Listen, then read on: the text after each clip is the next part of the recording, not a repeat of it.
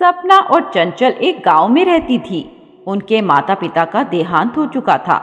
सपना बड़ी थी, इसीलिए वह गांव के जमींदार के खेत में काम करती थी और चंचल को पढ़ा लिखा कर काबिल बनाना चाहती थी। चंचल पढ़ाई में बहुत तेज थी। वह गांव के स्कूल में पढ़ती थी। एक दिन जमींदार की पत्नी ने सपना को घर बुलाया और कहा, अरे सपना, तू अकेले काम क्यों करती है? तेरी बहन चंचल मुफ्त की रोटियां तोड़ती है, उसे भी अपने साथ काम पर लगा ले। दोनों बहनें काम करोगी तो दुगनी कमाई होगी। यह सुनकर सपना ने कहा, मालकिन, मैं अपनी बहन को पढ़ाकर काबिल बनाना चाहती हूँ। तब जमींदार की पत्नी ने कहा, देख ले, मैं तो तेरे भले के लिए कह रही थी। एक दिन पछताएगी तू। तेरी बहन अगर काबिल बन गई तो तुझे पूछेगी भी नहीं। यह सुनकर सपना ने कहा, मालकिन, मैं तो अपने भोलेनाथ पर भरोसा करती हूँ। मैं बड़ी बहन होने का फर्ज निभा रही हूँ। बदले में वह मेरे जो चाहे करे। मैं अपने फर्ज से मुंह नहीं मोड़ सकती। यह कहकर सपना घर वापस आ जाती है। अगले दिन चंचल सपना से कहती है, दीदी, मुझे स्कूल की फीस देनी है, पैसे चाहिए। सपना ने पहले से पैसे जोड़ रखे थे। उसने वह पैसे चंचल को दे दिए। एक दिन सपना अपने काम पर जा रही थी, तभी उसे चंचल को एक औरत से बात करते सुना। चंचल उससे कह रही थी, मैं तो पढ़ाई पूरी करके शहर जाकर नौकरी करूंगी। तब उस औरत ने कहा, यह तो अच्छी बात है। तुम्हारी नौकरी लगते ही तुम्हारी बहन के भी दिन बदल जाएंगे। वह बहुत मेहनत करती है। तब चंचल ने कहा, मैं दीदी को अपने साथ नहीं रखूंगी।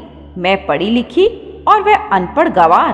वह यहीं गांव में रहेंगी और मैं उन्हें कुछ पैसे भेज दिया करूंगी। यह सुनकर सपना को बहुत दुख हुआ। वह सीधे भगवान शिव के मंदिर पहुंच गई और उनके चरणों में बैठकर रोने लगी। वह बोली, बाबा, मैं अपनी बहन को काबिल बनाने के लिए दिन रात मेहनत कर रही हूँ और वह मुझे अनपढ़ गंवार कह रही है, मेरे साथ नहीं रहना चाहती। सपना बहुत देर तक रोती रही।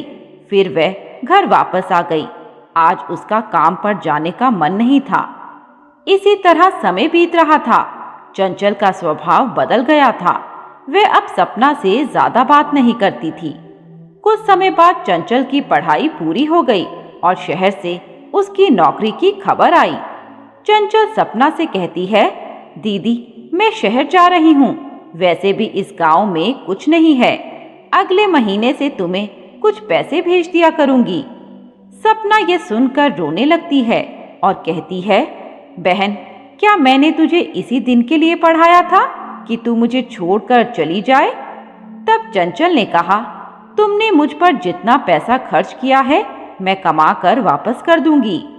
तब सपना ने कहा, मुझे तेरा एक पैसा नहीं चाहिए।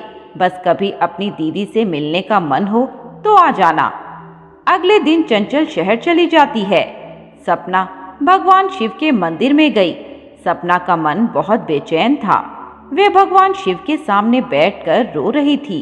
तभी वहां जमींदार की पत्नी आई और बोली, मैंने तुझे पहले ही कहा था अपनी बहन को इतना मत पढ़ा, लेकिन तूने मेरी बात नहीं मानी। अब यहाँ बैठकर रोने से क्या होगा? सपना चुपचाप घर चली आई। उसने खाना भी नहीं खाया और सो गई। सपने में उसे भगवान शंकर ने दर्शन दिए और कहा, बेटी, तू मेरी सच्ची भक्त है। इस संसार में सारे बंधन एक दिन छूट जाते हैं। तू भी आगे बढ़ और जो पीछे छूट गया उसकी चिंता मत कर। मेरा आशीर्वाद तेरे साथ है। कुछ देर बाद सपना की आंख खुली तो उसे सपने में शिव जी की बात याद आने लगी। उसने आगे बढ़ने की सोची। अगले दिन से एक नए काम की तलाश में लग गई। कुछ दिन बाद उसे एक सेठ जी के घर में खाना बनाने का काम मिल गया। सपना खाना बनाती। उसके खाने के स्वाद से सभी बहुत खुश होते थे। एक दिन सेठ जी ने कहा, बेटी, तू तो अन्नपूर्णा है। तेरे हाथ से बना खाना ऐसा लगता है जैसे भगवान का प्रसाद हो। एक दिन सेठ जी ने सपना से कहा, बेटी, हम तेरे हाथ के बने खाने को दूर दूर तक पहुंचाना चाहते हैं। मैं तुझे इस व्यापार में हिस्सेदार बनाना चाहता हूँ। तू खाना बनाने का इंतजाम कर, बेचने का काम हम पर छोड़ दे। कुछ दिनों में सपना और सेठ जी ने बहुत बड़ा व्यापार खड़ा कर दिया। सेठ जी की तबीयत ठीक नहीं रहती थी, इसीलिए सपना ही पूरा व्यापार संभालती थी। एक दिन सपना अपने ऑफिस में कुछ काम कर रही थी, तभी पीछे से किसी ने आवाज दी, क्या आपके ऑफिस में मुझे काम मिल सकता है? मैं बहुत परेशान हूँ, मेरी नौकरी छूट गई है। सपना ने पलट कर देखा तो सामने उसकी बहन चंचल खड़ी थी। चंचल अपनी दीदी को देखकर रोने लगी। तब सपना ने कहा, देखा चंचल, भगवान भोलेनाथ की कृपा से जिस बहन को तू अनपढ़ गंवार कहकर छोड़ गई थी, आज उसी के सामने नौकरी के लिए भीख मांग रही है। चंचल ने कहा, दीदी मुझे माफ कर दो, आपसे अलग होने के बाद मैं कभी सुखी नहीं रह पाई। यहाँ शहर में कई जगह नौकरी की, लेकिन बात नहीं बनी। आपका अपमान किया था, इसीलिए शर्म के कारण गांव भी वापस नहीं जा पाई। सपना ने कहा, तूने मेरे साथ मेरे भोलेनाथ का भी दिल दुखाया है, कामयाब कहाँ से होती। उसके बाद सपना और चंचल मिलकर खाने का व्यापार संभालने लगे और दोनों बहनें खुशी खुशी रहने लगी। मित्रों, आपको ये कहानी कैसी लगी हमें कमेंट बॉक्स में बताएं। साथ ही ऐसी नई नई कहानियों के लिए हमारे चैनल वैदिक मंथन को सब्सक्राइब करें। मोहन गांव का एक सीधा सादा युवक था। वो अपनी माँ के साथ रहता था। मोहन के पिता का स्वर्गवास हो चुका था। वो गांव में गाय भैंसों को चराने का काम करता था। सुबह गायों को लेकर निकल जाता और शाम को उन्हें गांव में ले आता था। एक दिन मोहन दूर जंगलों में गायों को लेकर पहुंच गया। गायों को एक जगह छोड़कर वो वहीं पास में एक पेड़ के नीचे बैठ गया। तभी उस रास्ते से एक साधु बाबा गुजरते हैं। बेटा, तुम कौन हो और यहाँ क्यों बैठे हो? बाबा, मैं तो अपनी गाय यहाँ चराने आया हूं, लेकिन आप कौन हो? बेटा, मैं इसी जंगल में रहता हूं, पास ही मेरी कुटिया है। गायों को चरने दो, वो कहीं नहीं जाएगी, तुम मेरे साथ चलो। साधु बाबा मोहन को लेकर कुटिया में पहुंच जाते हैं। बाबा, मैंने तो आज तक भगवान की पूजा नहीं की, लेकिन आप भगवान की पूजा करते हो, क्या आपने भगवान को देखा है? बेटा, मुझे तो भगवान भोलेनाथ हर दिन किसी न किसी रूप में दर्शन देते हैं, तुम्हें भी पूजा करनी चाहिए। बाबा, क्या भोले बाबा मुझे भी दर्शन देने आएंगे? मुझे उनसे मिलने के लिए क्या करना होगा? बेटा, कुछ दिन बाद सावन के महीने में चारों सोमवार का व्रत कर। सोमवार के व्रत के दिन सारा दिन ओम नमः शिवाय का जाप कर। भगवान भोलेनाथ सावन के सोमवार के दिन अपने सच्चे भक्तों को अवश्य दर्शन देते हैं। तू उनका ध्यान करना, वे किसी न किसी रूप में तुझे अवश्य दर्शन देंगे। मोहन ने घर वापस आकर सारी बात अपनी मां को बताई। मोहन की मां बहुत खुश हुई। सावन के पहले सोमवार को मोहन ने व्रत किया। वो मंदिर के बाहर एक पेड़ के नीचे बैठकर ओम नमः शिवाय का जाप करने लगा। पूरा दिन बीत गया, मोहन के पास कोई नहीं आया। शाम के समय उसने व्रत पूरा किया और अपने घर आ गया। क्या बात है बेटा, बहुत उदास है? माँ, मैंने पूरा दिन व्रत किया, लेकिन भोले बाबा मुझे दर्शन देने नहीं आए। बेटा, भगवान को पाने के लिए बहुत तपस्या करनी पड़ती है। तू उनकी भक्ति करता रह, एक दिन वे अवश्य मिलेंगे।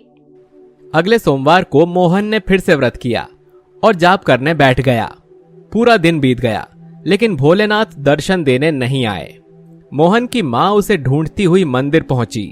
बेटा, तू व्रत खोलने घर क्यों नहीं आया? मैं कब से तेरा इंतजार कर रही थी। माँ, जब तक मैं भोले बाबा के दर्शन नहीं कर लूंगा, व्रत नहीं खोलूंगा। बेटा, वे तो सदा तेरे साथ रहते हैं, तू मान जा, व्रत खोल ले।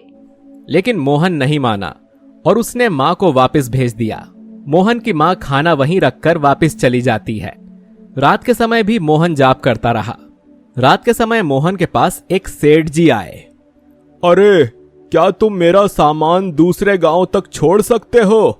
इसके बदले मैं तुम्हें बहुत पैसे दूंगा। रात हो गई है, मुझे दूसरे गांव जाना है। नहीं सेठ जी, मैं जाप कर रहा हूं। जब तक मेरा व्रत पूरा नहीं हो जाता मैं कहीं नहीं जा सकता। पूजा बाद में कर लेना, इतना धन कमाने का मौका बार बार नहीं मिलता। मोहन नहीं माना और सेठ जी वापस चले गए। मोहन अपना जाप कर रहा था, तभी वहां एक भिखारी आया। बेटा, मुझे बहुत भूख लगी है। बाबा, मेरी माँ ये खाना रख गई है, आप इसे खा लो। ये कहकर वो भिखारी को खाना दे देता है। कुछ समय बाद एक बूढ़ी माई मोहन के पास आती है।